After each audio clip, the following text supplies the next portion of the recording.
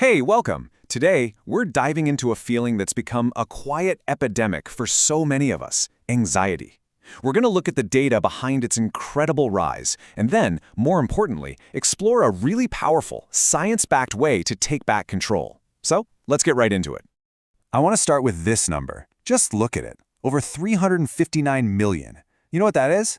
That's how many people around the world were dealing with an anxiety disorder back in 2021. To give you some perspective, that's more than the entire population of the United States.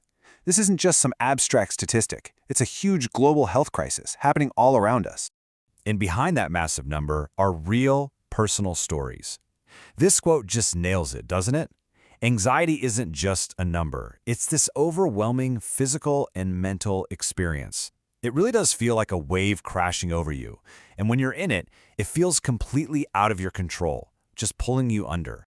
So that feeling, that wave of worry, isn't just something you might be facing alone. It's actually part of a much bigger global trend. The real question is, how did this tide of anxiety get so high? Well, the data tells a pretty shocking story. Take a look at this chart. It really lays out the story over the last 3 decades. You can see this steady upward climb in cases, from around 200 million back in 1992 to almost 300 million by 2019. But then, look at the jump to 2021. Whoa! That's not just growth. That's a massive, massive acceleration. So what on earth caused that spike? It was one single global event, the COVID-19 pandemic.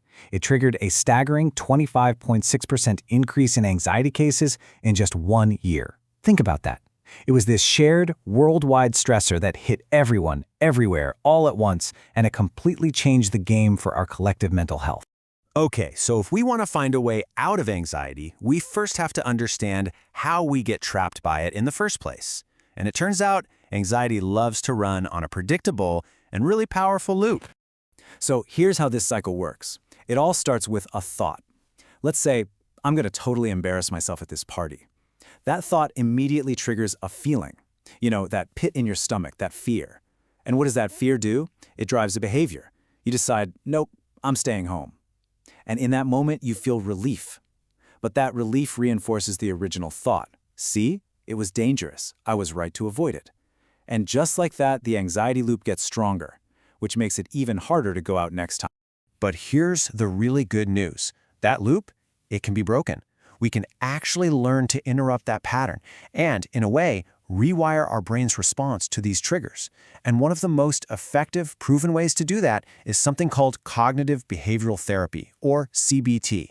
Now, unlike some therapies that might spend years digging into your past, CBT is all about the here and now. It's super practical, it's very hands-on, and it directly targets that anxiety cycle we just talked about. It focuses on that powerful connection between what you think, how you feel, and what you do.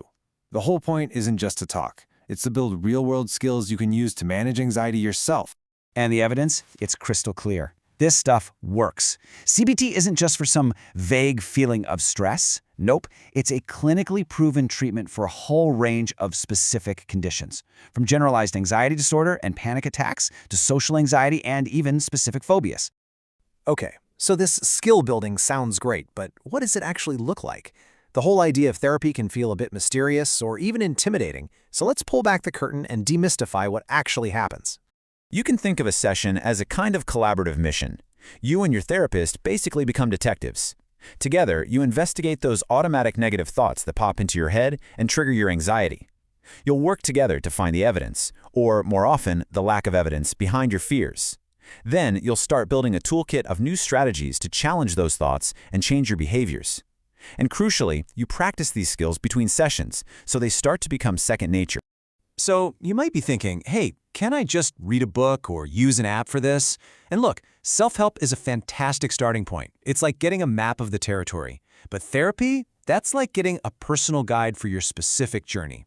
A therapist gives you accountability, helps you navigate the really tricky parts, and customizes the route just for you. They help you spot the blind spots you would totally miss on your own. So what's actually in this CBT toolkit we keep talking about? Let's open it up and take a peek at some of the core techniques that help you build a calmer, more resilient mind. Inside this toolkit, you'll find some seriously powerful techniques. You'll learn to act like that detective we mentioned, questioning your anxious thoughts instead of just accepting them as fact. You'll practice safely and gradually facing the things you fear, which literally teaches your brain that you can handle it. You even run little experiments in your daily life to test whether your anxious predictions actually come true. And all of this is backed up by skills like deep breathing and grounding techniques to calm your body down when that stress response kicks in. And what's really remarkable is how quickly this can start to make a difference.